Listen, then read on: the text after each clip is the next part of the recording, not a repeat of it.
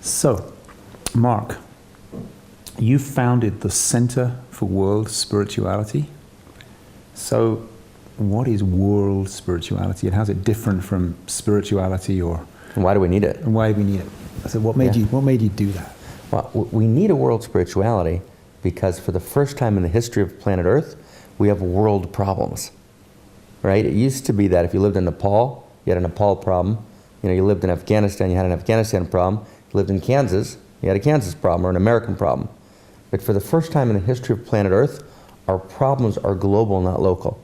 Whether it's the environment, whether it's currency, whether it's economic structures, whether it's available resources for the next generation, right? The problems are all only solved globally. So there's been this evolutionary shift from local to global, and the world of spirit needs to therefore meet this new world with a global or world spirituality that can actually be a framework for addressing this new world. That's really the major reason. There's 4 or 5 others, but if I had to pick one, right, that's the big one. That's a really big one. That's exciting. It's exciting to be able to be in this crossroads of history, to participate in the evolution of a next stage of spirit. Spirit making its next move. So, what are the qualities of a world spirituality? Well, the qualities of a world spirituality are let's name a couple. One is a world spirituality. The image I would use for it is it's a symphony, right? And in the symphony, all the great traditions of spirit, both the ancient traditions and the modern traditions of psychology, right, of historiography, the postmodern traditions of evolutionary understanding, right? Now, when I talk about great traditions, I mean pre-modern, modern, and postmodern. So a world spirituality is the weaving together of the best insights of pre-modern, modern, and postmodern into the best understanding of the world that we have today. So that's kind of what it is. Then when you look at its qualities, so this image of symphony is really central, because in the old world, the religion, the particular religion of thought, were the music. And now we recognize, no, right, the particular religion is the instrument, right, but not the music, and all the instruments are playing music.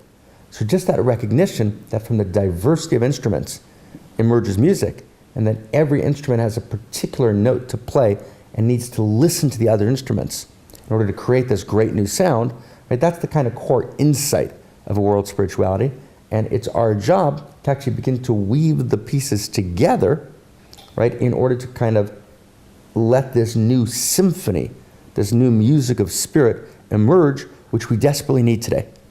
When you hear a song, let me drill down a little Please. more specific. So, please, let's just briefly label, sure, a few of the qualities that emerge of world spirituality as opposed to a specific tradition.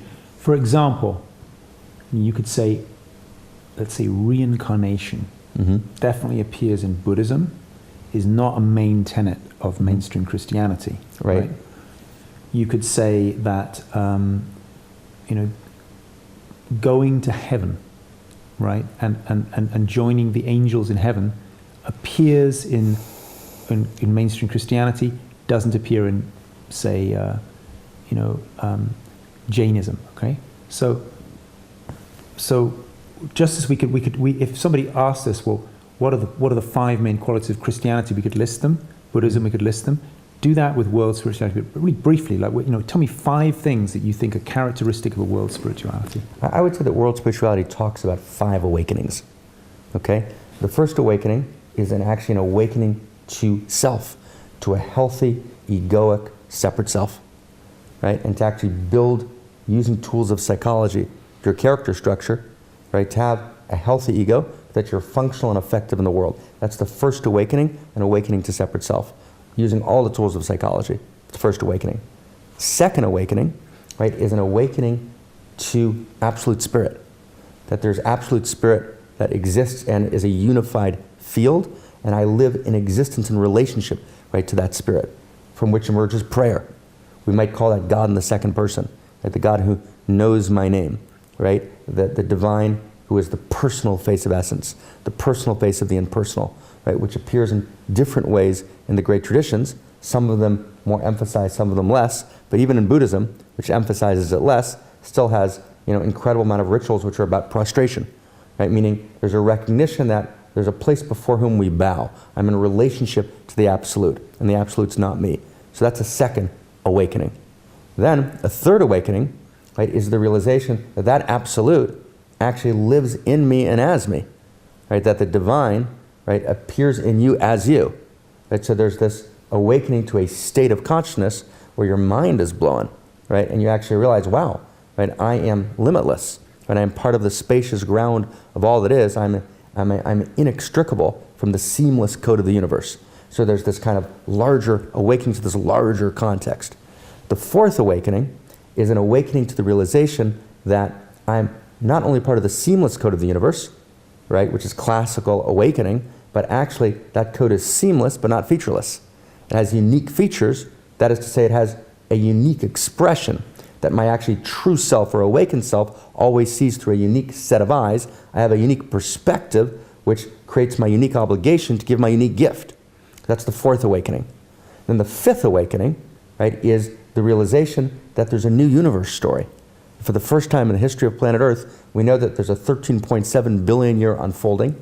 We know a lot about how this happened, that the stardust lives in us, that the sentient and insentient is all kind of part of one continuum, and that I'm living in an evolutionary context, and I can actually align, as Aurobindo said, I need to align with, not my ego, but to align with the evolutionary imperative, right, or the evolutionary impulse that moves through me and participate, right, in the next unfolding of evolution, right? So that's kind of the obligation to be, right, an evolutionary.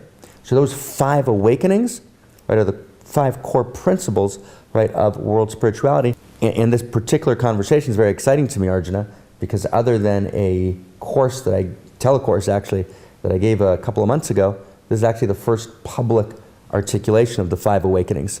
I've had a lot of private conversations about it with my kind of Dharma interlocutors, but it's very exciting that what's actually happening in these months is the actual formulation and articulation of the core principles of a world spirituality. So I'm delighted by the question, by the opportunity to engage you in this conversation. Wonderful. Yeah.